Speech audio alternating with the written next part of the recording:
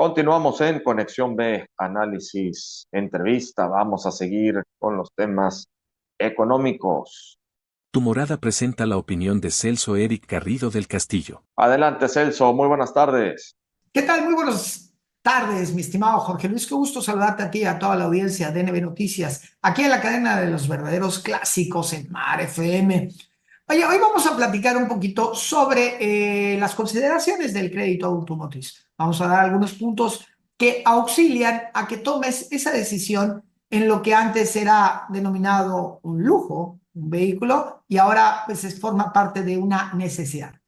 ¿Y por qué digo que es una necesidad? Bueno, porque dado que el desplazarse de un lado a otro, llámese de tu casa a tu hogar, a la escuela, a los extracurriculares de los menores, el supermercado, e inclusive el salir a pasear, a la diversión, al cine, pues hacen que ese traslado sea más allá de que el transporte público pueda brindarnos todas esas alternativas, pues también una necesidad para estar de forma más cómoda con la familia y obviamente también ahorrar un poco más de dinero, entre comillas.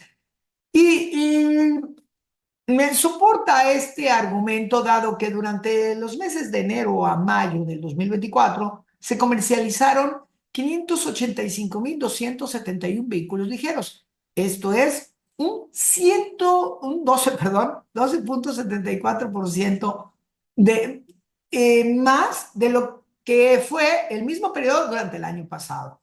Esto de acuerdo a lo que reporta el INEGI en el reporte del Registro Administrativo de la Industria Automotriz de Vehículos Ligeros. Pero bueno, ¿cuáles son las ventajas de un crédito automotriz?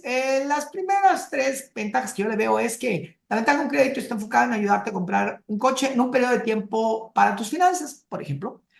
Hay una flexibilidad para pagar todo ese monto de la inversión que vas a hacer en la adquisición de ese activo en plazos que pueden ir a un año hasta 5, o sea, es decir, de 12 a 60 meses. Puedes mejorar tu historial crediticio y acceder más adelante a no solamente a ese préstamo de un auto que sea de mayor gama, sino también para tener un crédito hipotecario o financieros para capital de trabajo. Y bueno, hoy la opción de las ventajas de los créditos automotrices es que inclusive lo puedes sacar desde tu celular en la aplicación de tu banco. En todos los bancos, ya desde BBVA, Santander, etcétera, tienen ese tipo de aplicación y puedes acceder a él para ver si eres sujeto para un automóvil. Pero bueno, ¿qué se debe tener en cuenta antes de solicitar el crédito automotriz? Bueno, lo primero que debes de evaluar es tu capacidad de pago. La capacidad de pago es que indica la posibilidad que tienes de cumplir o no con tus obligaciones financieras. Pueden ser todos los préstamos personales que tengas, las tarjetas de crédito, el hipotecario. Y bueno, ¿cómo se determina? Es una fórmula muy sencilla.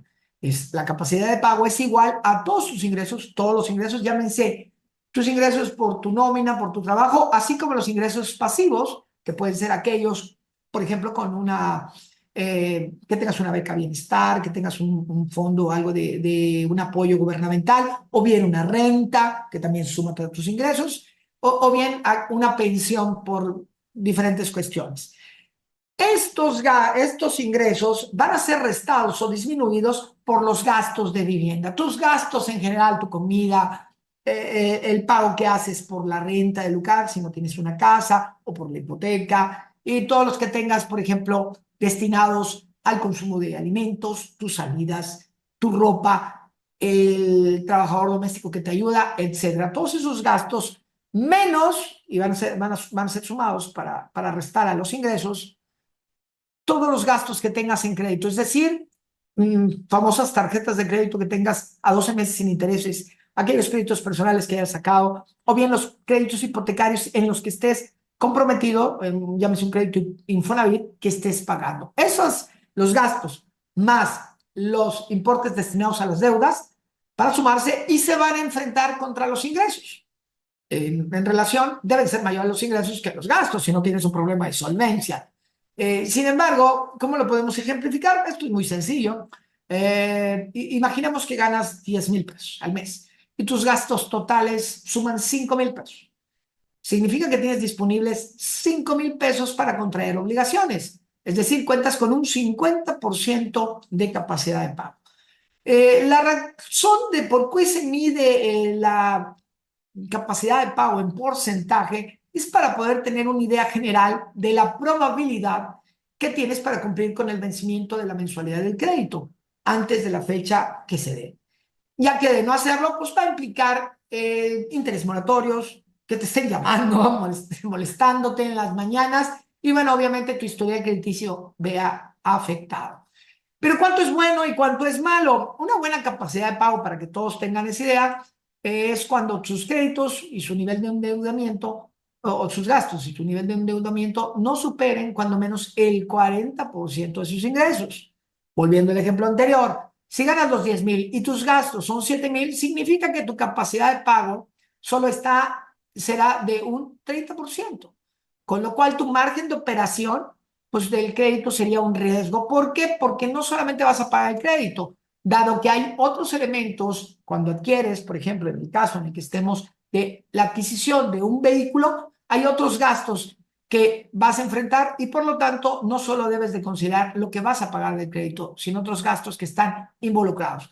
¿Cómo cuáles? Bueno, para empezar, el otro caso que tienes que entender antes de decir los gastos, el que vas a ver involucrado, los gastos involucrados, quiero hablar del segundo punto para comprar el vehículo, que es la tasa de interés. La tasa de interés lo podemos definir como el dinero que vas a pagar por el dinero que te prestan, valga la redundancia. Es decir, cuánto me cuesta.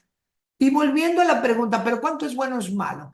Aquí vale la pena utilizar herramientas disponibles en Conducef, inclusive también todos los bancos tienen simuladores de crédito en el cual te informan, lo comparan con diferentes entidades financieras y te dicen cuánto están pagando por ese vehículo en una tasa de interés. Cuánto vas a pagar comparativo con cuánto. Inclusive también puedes compararlo con el seguro del vehículo para ver en dónde, con qué compañía es más económico. El tercer punto más importante que debes de evaluar para considerar un crédito es el enganche. Recuerda que el enganche es el valor que vas a dar tú en efectivo antes de tener el crédito. Entre mayor es el enganche, menor será el monto del crédito. Si tu capacidad de pago es muy chica, es decir, estás endeudado y es un 30%, es decir, solamente puedes tener un 20%, lo cual sería riesgoso. Por lo tanto, ahorro primero para el enganche, bajo el monto del crédito y así mi capacidad de pago no se verá envuelta en un problema de liquidez. Tercero, y volviendo con el caso de los gastos recurrentes, estos gastos que no vemos cuando compramos el vehículo. Los gastos recurrentes, por ejemplo, uno de los principales es que el automóvil se va a depreciar y se gasta por el transcurso del tiempo, por lo cual debes de considerar el mantenimiento. Pero ¿cuánto cuesta el mantenimiento? ¿Cuánto te va a valer? ¿Por qué debes de considerar eso? Porque va a impactar en tu flujo, en tu capacidad de pago. Es algo recurrente que vas a tener que gastar. Segundo, pregunta cuánto cuestan las llantas. Es muy importante que veas cuánto puede valer una llanta porque va a gastarse, puede romperse, puede tener, y son gastos que pueden darte una sorpresa y un dolor de cabeza cuando tu dinero está comprometido. Tercero, si bien es cierto, en el estado de Veracruz no pagamos tenencia, también debes de considerar las verificaciones, que es un gasto que va a impactar en tu flujo circulante. Por lo tanto, pues validar también. Y no menos importante, la gasolina. ¿Cuánto rinde? Mucho cuidado con la cantidad que te aparece ahí, porque la cantidad que te aparece en la esquina superior o inferior del parabrisas, si te dicen que son 25 kilómetros, significa que son 25 kilómetros en condiciones controladas. Es decir, no hay topes, no hay pares, no paras, no aceleras, no son subidas, etcétera. Trata de ver esa media y tratar de ver en pro de con cuánto realmente rinde ese automóvil para que puedas calcular y determinar en tus gastos, en tu capacidad de pago, cuánto vas a consumir ahora de combustible. Todo esto, recuerda, lo debes de sumar a tus gastos y a tu presupuesto porque van a afectar a tu flujo circulante, a tu capacidad de pago y recuerda, va a ser más. Esto es como el acumulado del melate, se suma con el crédito. Siguiente es las garantías. Esto es muy importante que lo tomes en cuenta. Hoy hay una gran gama de automóviles de diferentes nacionalidades que llegan a nuestro país y sobre todo aquí en el puerto. Y bueno, pues esas gamas se ven bastante interesantes, pero ¿qué pasa con la garantía? ¿Y cuánto es el tiempo de respuesta? ¿Dónde está la sede para poder pedir? ¿Qué no está llegando? ¿Valida si la marca es nueva? Bueno, ¿cómo le ha ido en otros lugares del mundo? ¿Qué opinan sobre la marca? Ve algunos textos en español o ve los comentarios de la marca a través de expertos automotrices en las páginas diferentes, en YouTube, en Facebook, etcétera. Busca a los expertos y ve lo que es. Repito, es tu activo, es tu dinero y por lo tanto todas estas consideraciones debes de tomarlas en cuenta antes de tomar esa decisión del costo.